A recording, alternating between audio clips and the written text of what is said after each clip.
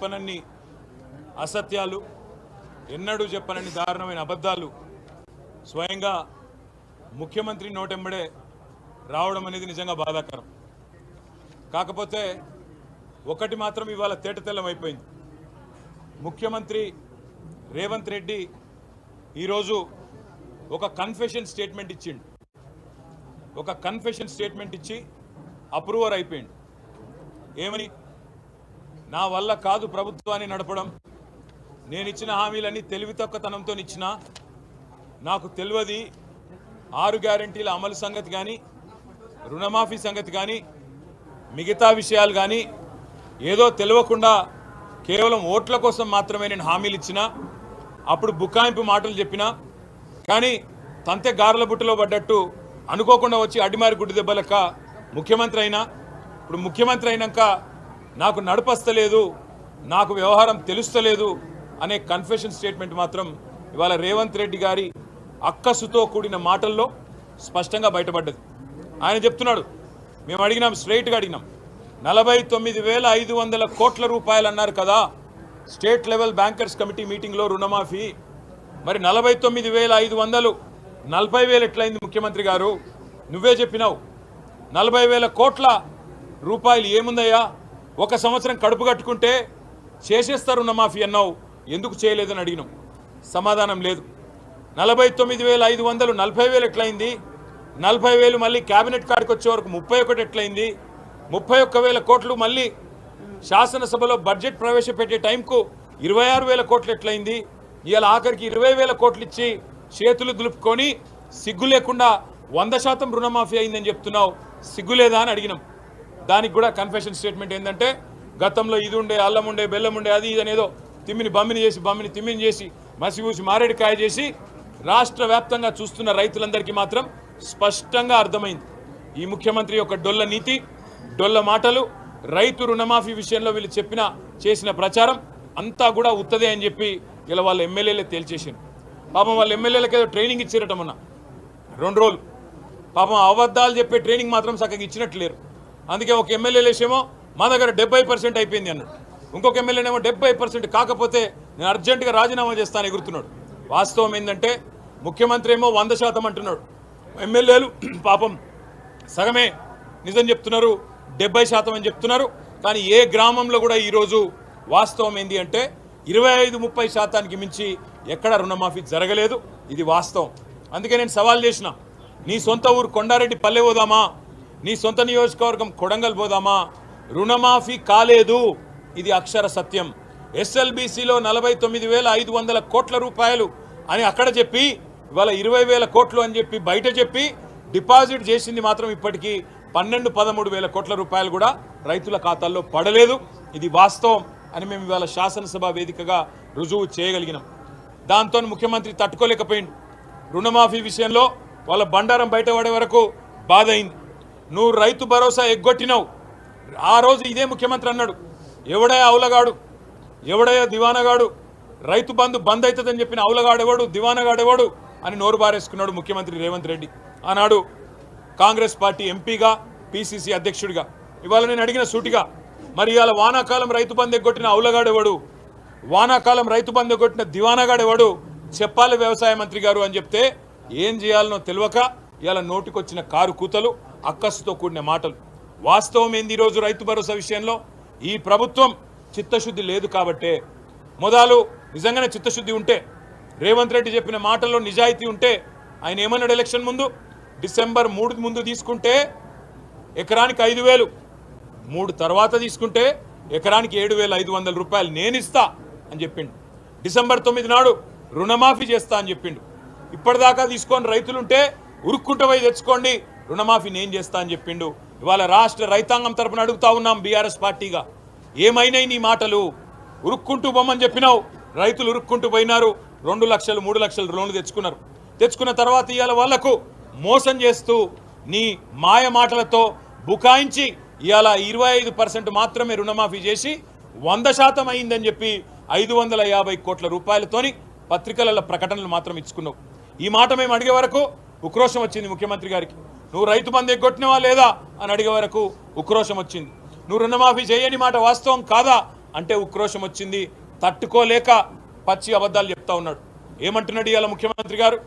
కేసీఆర్ గారు 11 విడతలుగా ఆయన ప్రభుత్వంలో 72,000 కోట్ల రూపాయల రైతు బంధు ఏదైతే డబ్బులు నగదు బదిలీ పథకం, భారతదేశంలోనే అతిపెద్ద నగదు బదిలీ పథకం, అది సక్సెస్ఫుల్గా అమలు చేసిండో దానిని కూడా ఈరోజు బదనాం చేసే ప్రయత్నం ఈ ప్రభుత్వం చేస్తూ ఉంది. 22,000 కోట్లు దుర్వినియోగం జరిగింది, పక్కకు పోయినా ఏం చెప్తున్నారు. అలా ముఖ్యమంత్రి మాట్లాడిన మాటలు ఇవ్వాలి ఎవరని వింటే నేను మీడియా మిత్రులతో కోరుతా ఉన్నా. ముఖ్యంగా దయచేసి ఆయన ఏం దేవుడు కాదు, ఆయన చెప్పింది ఏం భగవద్గీత కాదు, బైబిల్ కాదు, ఖురాన్ కాదు, మన్ను కాదు, మశానం కాదు. పచ్చి దొంగ, ఓటుకు నోటు దొంగ. ఆయన చెప్పేయని పచ్చి అబద్ధాలు. ఎందుకు చెప్తున్నానో కూడా ఈ మాట చెప్తా. ఎందుకంటే ఇవాళ ముఖ్యమంత్రి మాట్లాడిన మాటలు ఎట్లా మాట్లాడిండు? 22,000 కోట్లు రియల్ ఎస్టేట్లోకి పోయినాయి, క్రషర్లకు పోయినాయి, రోడ్లలో ఉన్న భూములకు పోయినాయి. ఎందుకంటే ఆయన మాట్లాడితే మైక్ కట్ కాదు, ఎన్ని అబద్ధాలైనా అలవోకగా చెప్పే అసమాన సామర్థ్యం ఉంది రేవంత్ రెడ్డికి. కానీ వాస్తవమైంది, నేను మంత్రి గారిని అడిగిన 22,000 కోట్లలో ఏమేమి ఉన్నాయని అడిగిన. మంత్రి గారు ఏం చెప్తున్నారు? ఆ 22,000 కోట్లలోనే సాగు చేయని వాటికి ఏవైతున్నాయో అవి కూడా ఉన్నాయని చెప్తున్నాడు. మీకు అర్థం కావాలా, రాష్ట్ర రైతాంగానికి, రాష్ట్ర ప్రజలకు కూడా అర్థం కావాలా. ఇవాళ ఒక పత్తి చేను ఉంటే సంవత్సరంలో 12 నెలల్లో 8 నెలలు పత్తి చేను ఉంటుంది మొత్తం. కంది చేను ఉంటే 8 నెలలు ఉంటుంది పంట, 8 నెలల పంట. అది పత్తి అయినా కందైనా 8 నెలల పంట. ఇప్పుడు వీళ్ళ లెక్క ఎట్లుందంటే ఆ మిగతా 4 నెలలు రైతులు సహజంగా ఇడిచిపెడతారు. ఇంకో 4 నెలలకు ఏం చేస్తాం, కూరగాయల పంటను ఇంకోటో ఏం పెడతామని చెప్పి ఇడిచిపెడతారు. ఆ 4 నెలలను కూడా లెక్కలు తీసుకొని అగో అది సాగు కాలేదు, అయినా 2వ విడత పైసలు ఇచ్చిండ్రు, 2వ విడత రైతు బంధు ఇచ్చిండ్రు, అవన్నీ దుర్వినియోగమైనాయని చెప్పి పచ్చి అబద్ధాలు ఈ ప్రభుత్వం చెప్తా ఉన్నది. నేను ఒకటే మాట అడుగుతా ఉన్నా ఈ ప్రభుత్వాన్ని. కంది చేన్లు, పత్తి చేన్లు పండించే రైతులు, ఈ పంటలు పండించే రైతులు, వీళ్ళకి రేపటి రోజున మీరు 2వ పంటకు రైతు బంధు ఇయ్యరా? స్పష్టంగా చెప్పండి. ఎందుకంటే పత్తి రైతులు 45 లక్షల ఎకరాల్లో ఇలా పత్తి సాగు చేస్తూ ఉన్నారు.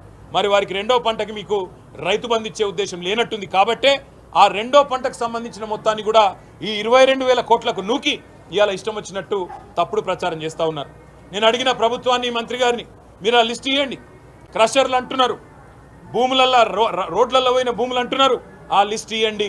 ఇచ్చినట్టయితే శాసనసభ ముంగట పెట్టినట్టయితే మాకు కూడా తెలుస్తుంది, ప్రజలకు కూడా తెలుస్తుంది, ఎక్కడ ఏ సర్వే నెంబర్ల ఏ భూమికి దుర్వినియోగం అయిందో తేలిపోతుందని అడిగినాం. కానీ మంత్రి గారు చాలా తెలివిగా ఏం చెప్తున్నారు, లేదు ఇది 2వ పంట పండించిన వాళ్ళ కూడా లిస్టు కూడా ఇళ్ళనే ఉంది, అన్ని కలిపే 22,000 కోట్లు అని చెప్తున్నాడు. నేను మళ్ళీ చెప్తున్నా, పత్తి రైతులు, కంది రైతులు రాష్ట్రంలో దయచేసి మోసపోకండి. ఆయన మాట్లాడే 22,000 కోట్లలో మీరు 2వ పంట ఏదైతే వేయలేదో దాని గురించే మాట్లాడుతూ ఉన్నారు. ఇవాళ ఎన్ని అబద్ధాలంటే ఆఖరికి తెలంగాణలోని రైతు ఆత్మహత్యల మీద కూడా అబద్ధాలు చెప్పే దుస్థితికి ఈ ప్రభుత్వం దిగజారింది. 2014లో మాకు ఆనాడు అధికారంలోకి వచ్చిన తర్వాత ఆ రోజు రైతు ఆత్మహత్యలు సంవత్సరానికి ఎన్సీఆర్బీ ప్రకారం, నేషనల్ క్రైమ్ రికార్డ్స్ బ్యూరో ప్రకారం 2014లో 1348 రైతు ఆత్మహత్యలు జరిగినాయి. 2015లో 1400, 16లో 645, 17లో 851, 18లో 908. అక్కడికి వెళ్ళి రైతు బంధు స్టార్ట్ అయింది. రైతు బంధు స్టార్ట్ అయినాక 2019లో 499, 2020లో 471, 2021లో 359, 22లో కేవలం 178. ఇది రైతు బంధు, రైతు బీమా ప్రభావం కాదా? ఇది పెరిగిన వ్యవసాయ విస్తరణ ఫలితం కాదా? ఇది అందుబాటులోకి వచ్చిన చెరువుల కింద వచ్చిన సాగు, అందుబాటులోకి వచ్చిన కాళేశ్వరం లాంటి ప్రాజెక్టుల వల్ల స్థిరీకరించబడ్డ సాగు కాదా? వ్యవసాయం కాదా? ఇది ప్రామాణికం కాదా?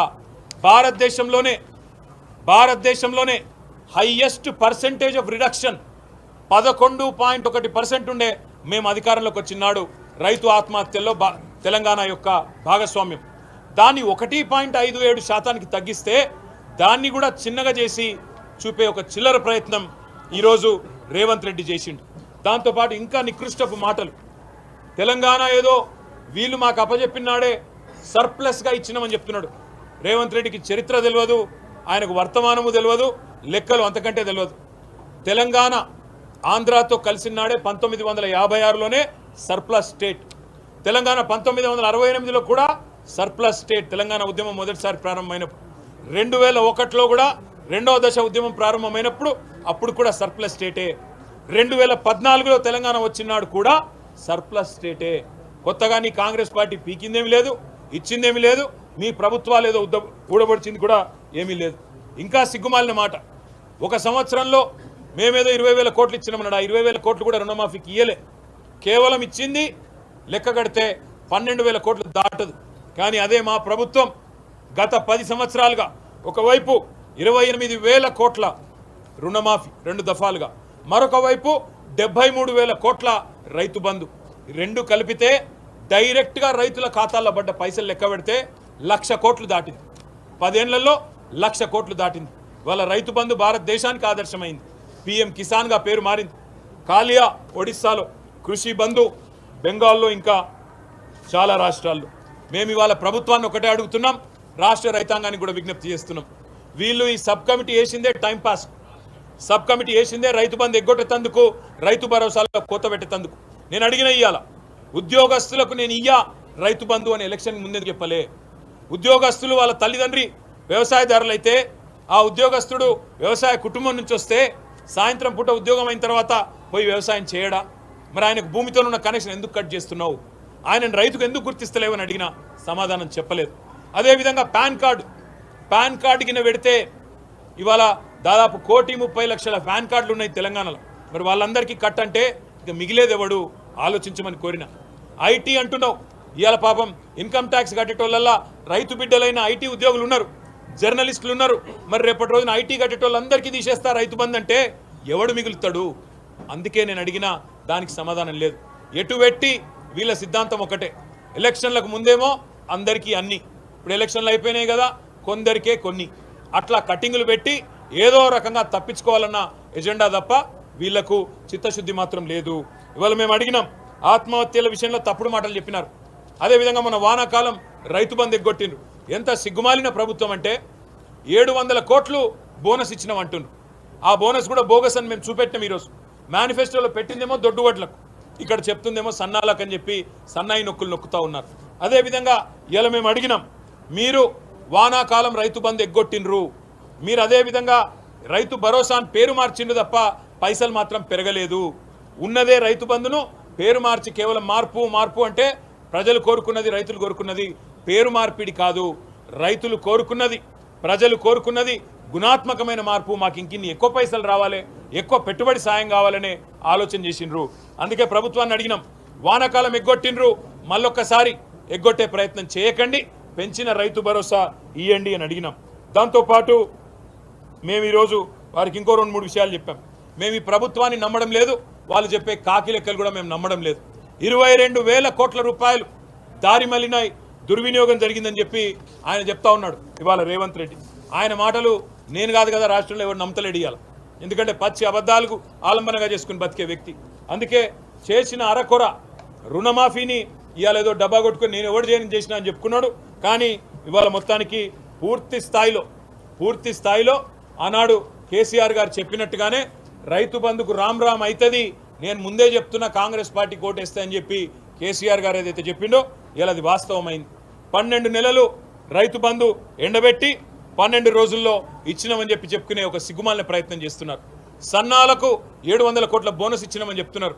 కానీ 7,500 కోట్లు ఎగ్గొట్టిన రైతు బంధుకు అనే మాట మాత్రం వానాకాలం రైతు బంధు చెప్తలేరు. ఎగ్గొట్టింది కేవలం వానాకాలం మాత్రమే కాదు, ఇప్పుడే ప్రభుత్వానికి చెప్పినాం, రైతు భరోసా అని పేరు మార్చినావు కాబట్టి ఈ సంవత్సర కాలంలో 70 లక్షల రైతు కుటుంబాలకు నీ ప్రభుత్వం బాకీ ఉన్న మొత్తం 26,775 కోట్లు. ఎందుకంటే నువ్వే చెప్పినావు, ఎకరానికి 5,000 కేసీఆర్ ఇస్తుండు, నేను 7,500 ఇస్తా అని చెప్పినావు. కేసీఆర్ ముష్టేస్తున్నాడు అని చెప్పి ఆనాడు ఎటకారపు మాటలు మాట్లాడినావు.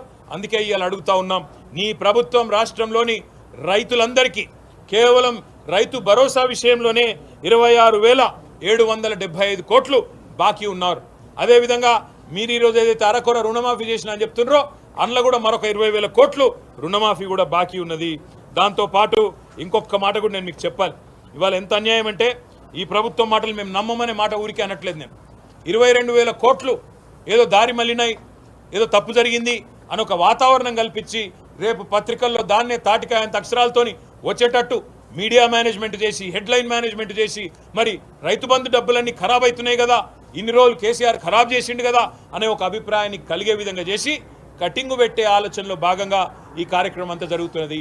అందుకే రాష్ట్రంలోని ఉద్యోగులకి రాష్ట్రంలోని పాన్ కార్డ్ హోల్డర్లకి, రాష్ట్రంలో ఉండే మన పత్తి రైతులకి, కంది రైతులకి, అదేవిధంగా ఒక పంట పండించే సోయా రైతులకు కూడా అనుకుంటా, వారందరికీ నా ప్రార్థన, నా విజ్ఞప్తి, ఈ ప్రభుత్వం ఇవాళ ఎత్తగొట్టే ప్రయత్నం చేస్తున్నది. ఈ ప్రభుత్వం ఇవాళ కేవలం రైతు బంధుకు రామ్ రామ్ చెప్పే ప్రయత్నం చేస్తున్నది.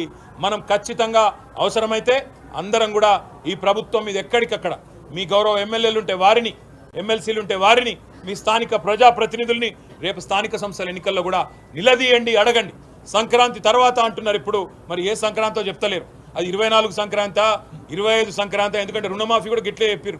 డిసెంబర్ 9 సంతకం అన్నారు, మళ్ళీ తర్వాత మర్చిపోయినరు. 2 డిసెంబర్ 9 దాటినాయి, రుణమాఫీ కూడా కాలే. అందుకే మేము రైతు సోదరులందరికీ విజ్ఞప్తి చేస్తూ ఉన్నాం, 10 ఏళ్ళు ఎట్లుండే తెలంగాణ వ్యవసాయం మీ కండ్ల ముంగటుంది.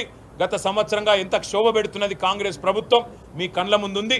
అందుకే స్థానిక సంస్థల్లో తప్పకుండా వీళ్ళకు బుద్ధి చెప్పే విధంగా మీరు తీర్పునివ్వండి. ఇంటింటికి ఓట్లకు వచ్చే కాంగ్రెస్ నాయకులను నిలదీయండి. రైతు భరోసా అన్నారు, 10,000 కాదు 15,000 అన్నారు, ఏవి కొడక అని అడగండి. ఎక్కడ బాయ్ నీ రుణమాఫీ అని అడగండి. ఎందుకు పెడుతున్నారు కట్టింగ్లను అడగండి. ఏమైనా నీ 6 గ్యారంటీలను అడగండి, నిలదీయండి. ఖచ్చితంగా ఎక్కడికక్కడ కాంగ్రెస్ నాయకులను గల్లాబట్టి అడగండి అవసరమైతే. ఎందుకంటే అధికారం ఇచ్చింది మీరు, అధికారం ఇచ్చింది రైతులు, కాబట్టి తప్పకుండా గల్లాబట్టి అడిగే అధికారం మీకున్నది. చివరిగా నేను చెప్పేది ఒకటే, ఈ దివాలా కోరు ముఖ్యమంత్రికి చాలా అడ్డగోలు మాటలు మాట్లాడిండు కేసీఆర్ గారి గురించి, మా పార్టీ గురించి. ఈ చిల్లర మాటలు ఎందుకు మాట్లాడుతుండో మాకు తెలుసు. ఆయనకు పాపం బర్దాష్ అయితలేదు. బీఆర్ఎస్ పార్టీ ఈరోజు రాష్ట్ర వ్యాప్తంగా తీసుకున్న కార్యక్రమాల వల్ల ఆయనకు నిద్ర పడతలేదు, మనసున పడతలేదు. ఏదేదో మాట్లాడిండు, ఊరేయాలి అంటాడు, ఏదో చేయాలంటాడు, ఏదో చేయాలంటాడు. నాకైతే అనుమానం ఉంది. నేను రేవంత్ రెడ్డి కుటుంబ సభ్యులకు కూడా విజ్ఞప్తి చేస్తా ఉన్నా, దయచేసి ఎక్కడో దూరం లేదు, ఎర్రగడ్డ దగ్గరనే ఉన్నది, తీసుకుపోండి, ఇడిచిపెట్టకుండా. ఇట్లా రేపో ఎల్లుండే ఉన్న కరిస్టెట్ కూడా ఉన్నాడు, చూస్తుంటే తప్పకుండా తీసుకుపోయి చూపెట్టండి, కాపాడుకోండి పాపం. ఎందుకంటే చిన్న వయసులో ఉన్నాడు ఇంకా, కాబట్టి కాపాడుకోమని చెప్తా ఉన్నా. చివరిగా నేను చెప్పే మాట ఒకే ఒక్కటి, ఎన్ని అబద్ధాలు నువ్వు చెప్పినా నిన్ను ప్రజలు నమ్మతలేరు. నిన్న కూడా చిల్లర మాటలు చాలా మాట్లాడిండు, ఇవాళ కూడా చాలా చిల్లర మాటలు మాట్లాడిండు. ఒకటి మాత్రం వాస్తవం, నువ్వు ఎన్ని ప్రయత్నాలు చేసినా, ఎన్ని కేసులు పెట్టినా, మమ్మల్ని ఎన్ని తిట్లు తిట్టినా, ఎన్ని శాపనార్థాలు పెట్టినా, పిల్లి శాపాలకు ఉట్లు దిగాయి. నువ్వు ఎన్ని రకాలుగా తిట్టినా, ఎంతెంత విచిత్రంగా తిట్టినా మాకు ఫరక్ పడది. మేము తప్పకుండా నువ్వు ఇచ్చిన 420 హామీలు ఏవైతున్నాయో, నీ 6 గ్యారంటీలు, నీ డిక్లరేషన్లు, నీ 420 హామీలు, నువ్వు ఇచ్చిన ప్రతి హామీని వదిలిపెట్టం. నిన్ను, నీ కాంగ్రెస్ పార్టీని నీడలాగా వెంటాడుతూనే ఉంటాం, ప్రజల తరపున ప్రశ్నిస్తూనే ఉంటాం. వదిలిపెట్టమనే మాట కాంగ్రెస్ పార్టీకి, రేవంత్ రెడ్డికి మళ్ళొకసారి చెప్తూ, మీకు కూడా శాసనసభ సమావేశాల సందర్భంగా సహకరించిన మా మీడియా మిత్రులందరికీ, మీకు కొంత కష్టమైన మీరందరూ కూడా సహకరించారు. మీ అందరికీ కూడా ధన్యవాదాలు, నమస్కారం. Thank you. జై తెలంగాణ.